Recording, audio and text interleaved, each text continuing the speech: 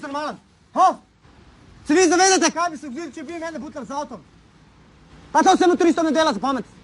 A se vi zavedate kaj bi se zgodilo, če bi jaz padel dol od motorja? Pa obu bi se! A zakaj? Ker si proklet!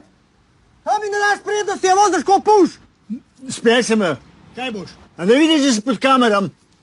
Pa jebem ti majku i kameru, a ti mene spod poslušaš kaj s tebi govorim?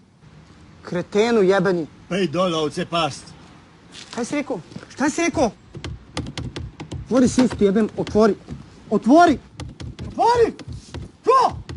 Kurba, otvori sistu, jebem, otvori! Pička ti materina! Seljak! Čobane jednu.